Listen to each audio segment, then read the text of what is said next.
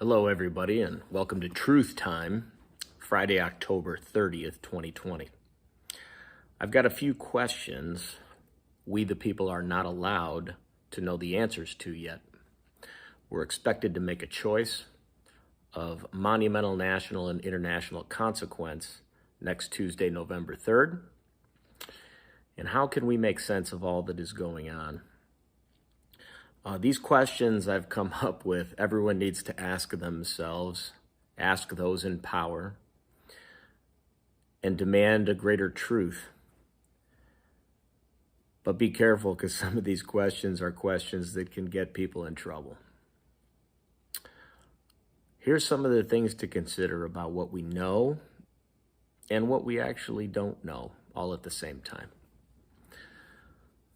Number one, we know the National Security Act of 1947 created the Department of Defense, the CIA, the NSA, the Joint Chiefs of Staff, otherwise known as the National Security State, the Military-Industrial Complex, and now the Deep State. And since then, we haven't really been allowed to know much of anything for sure. We know the JFK assassination was a conspiracy in 1963. That's in high school textbooks now. And we know there are people that do know why it happened. But what we still don't know is why. And they're not telling us. And we know we're all aware of that. We know the Patriot Act of 2001 gave the government tremendous surveillance power. We know Edward Snowden and Julian Assange are responsible for a lot of the truth coming out in this world. But what we also know is they are neither allowed in the United States as free men, or they're being detained by the U.S. We know that since Snowden's whistleblowing in 2010, we've known about national surveillance 24/7, 365. And we've known we were lied to under oath by James Clapper, John Brennan, Michael Hayden, and many others. But what we don't know is why they were never punished for it. We know the Obama administration spied on the Trump campaign and presidency. But what we don't know is why, or why no one has ever been punished for that. We know the Jeffrey Epstein saga is disturbing and real. And he and Maxwell had friends in very high positions of power. We know many powerful people are connected.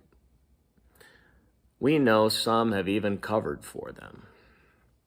But what we don't know is why. We can't even get the answers and the truth for something that's this wrong from our own elected leaders. Can people understand that I sure as hell don't want to give up more power to the government? We know Bill Barr and John Durham are supposedly investigating all of this corruption, but we still do not have answers after more than 3 years. And no one is informing us. We know selective information is constantly being leaked to the press, but what we don't know is why certain things get leaked at certain times. And we don't know who are the people that get to make those decisions.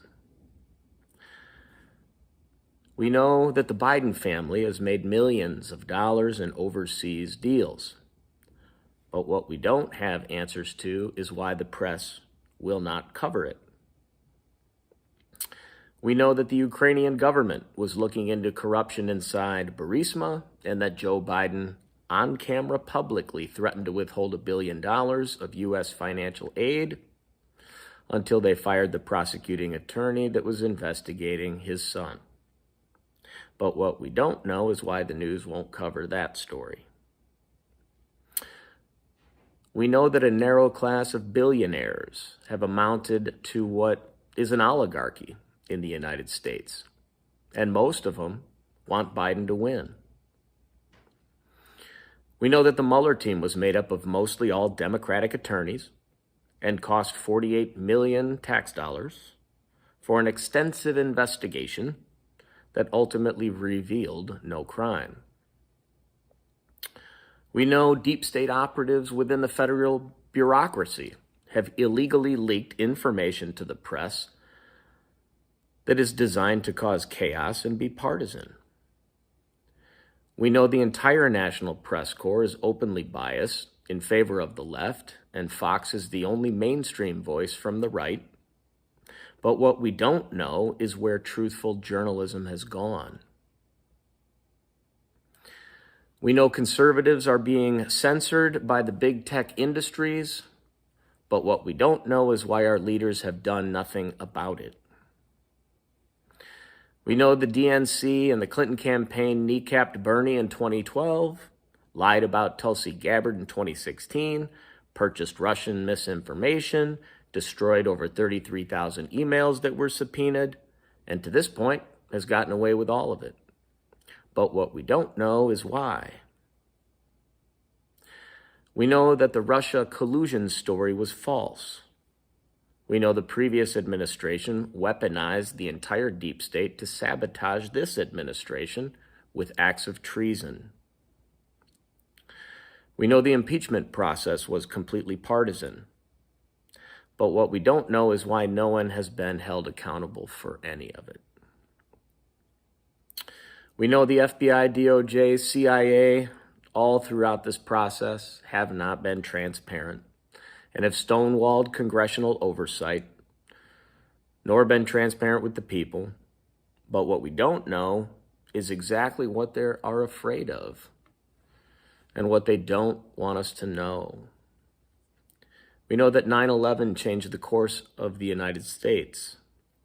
But what we don't know is why is the government blocking an investigation into the connections of Saudi Arabia in the 9/11 story?